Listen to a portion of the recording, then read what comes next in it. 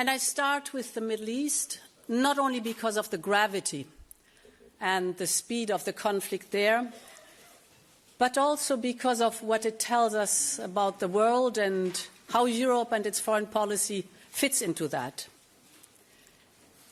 You will hear different views about whether the conflict in Iran is a war of choice or war of necessity. But I believe this debate partly misses the point, because Europe must focus on the reality of the situation, to see the world as it actually is today. And I want to be clear, there should be no tears shed for the Iranian regime. This regime has inflicted death and imposed repression on its own people. They slaughtered 17,000 young people. And this regime has caused devastation and destabilization across the region through its proxies armed with missiles and drones. And many Iranians inside the country and across Europe and the world have celebrated Ayatollah Khamenei's demise, as have many more people across the region. They hope that this moment can open a path towards a free Iran.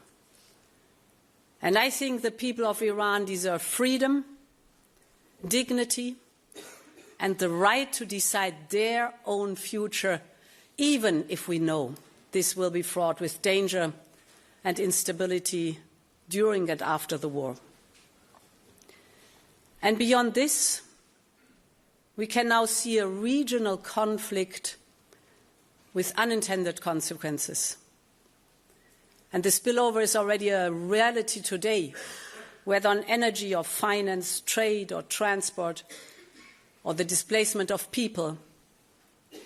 British military bases have been targeted in Cyprus, who I want to reaffirm our full solidarity with from this place. NATO troops have been called upon to shoot down a drone. Our citizens are caught in the crossfire. Our partners are being attacked. And I've been in touch with many of them across the region to express our solidarity and support.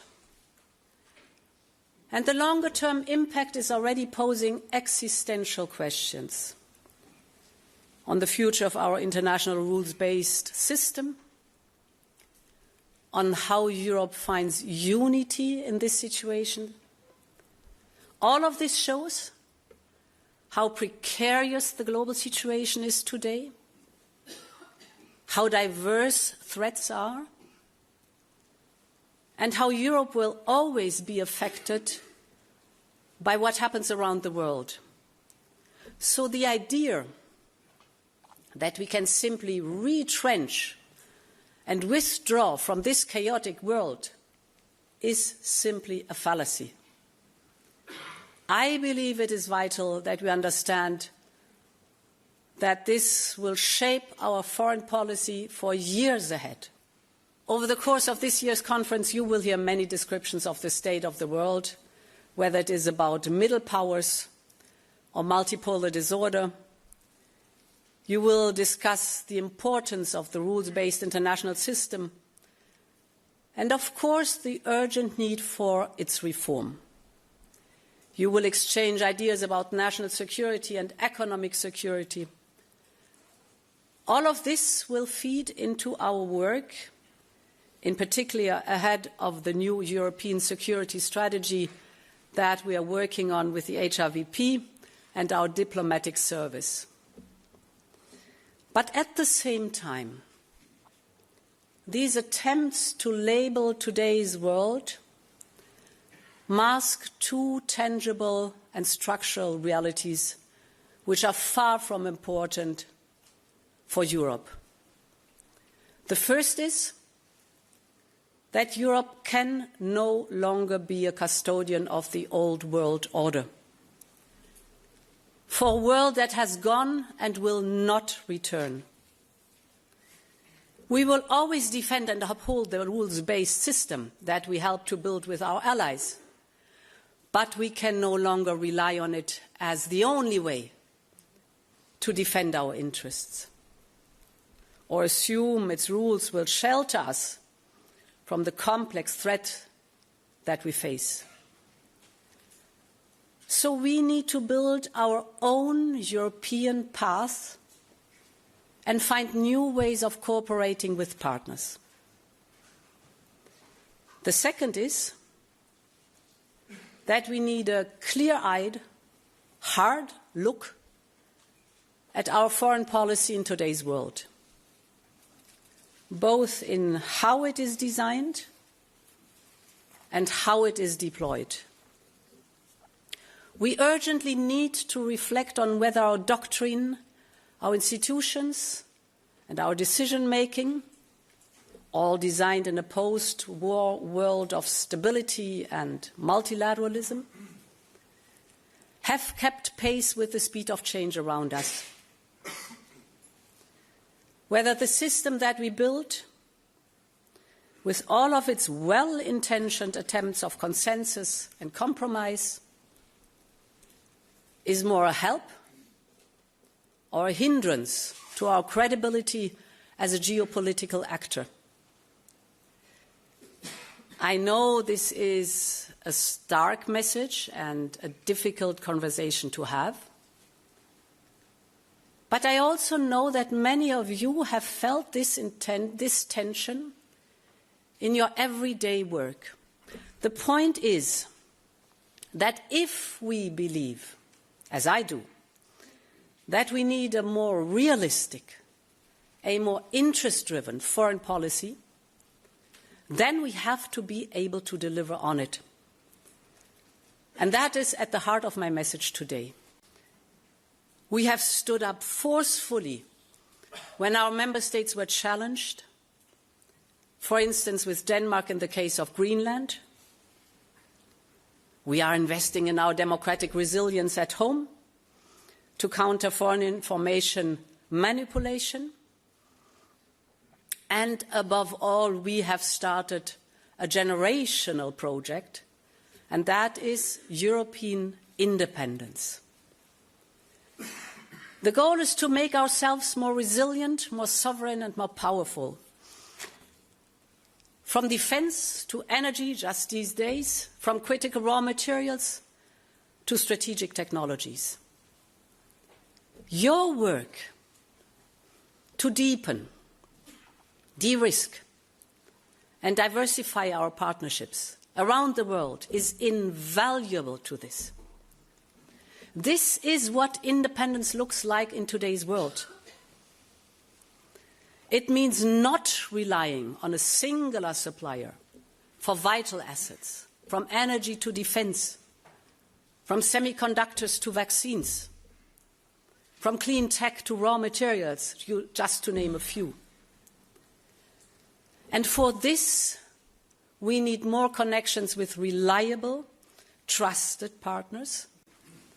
Europe needs to get onto its front foot and start seizing the opportunities that are out there. Almost 2/3 of global growth is happening outside the United States and China. Countries across all continents are looking for their place in the world. They don't want to be part of any sphere of influence. They just want to be prosperous and sovereign. And this is why they are diversifying their trade relationship. Because they are too hedging against dependencies. From Central Asia to the heart of Africa, from Latin America to Southeast Asia, vast parts of the world are looking for stability and trusted partners. My first point is security and defense.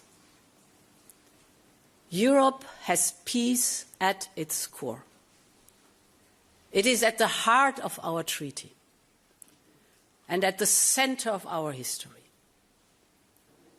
It remains an enduring mission for each and every one of us. in order to seek peace in today's world, Europe must be able to project power, to deter, to counter, and to increase our influence. In simple terms, we need to invest in means to protect our territory, our economy, our democracy, basically our way of life. And this will be at the heart of our new European security strategy. In all our assets and policies, we must mainstream security considerations. In fact, security must become the organizing principle of our action. Ambassadors, when I talk about security, we must talk about Ukraine, a proud European nation that continues to fight for our freedoms, both as a future member of our Union and as Europe's first line of defense. And my message here is very clear. Europe will always stand with Ukraine, no matter what is happening elsewhere. We all want this horror and bloodshed to end. And no one wants more peace than the people of Ukraine. But the war must end in a way that does not sow the seeds for future conflicts. And this is what we continue to work on every day with Ukraine and with our partners to deliver real long-term security for Ukraine so that we can secure a full, just and lasting peace. And what Ukraine needs now is, first and foremost, sustained financial support. As you know, this is why we proposed a 90 billion euro loan to finance Ukraine's needs. And you have all seen the challenges we have faced in getting this over the line, even after all 27 leaders have agreed to it. This goes back to the point that I made earlier about whether our system is still able to deliver efficiently. But I can assure you that we will, in this case, deliver on our commitments because our credibility and, more importantly, our security is at stake. So for us is paramount and crystal clear, we will deliver this 90 billion euro loan. The third point I would like to make is about our diplomacy and how it can help deliver for Europeans.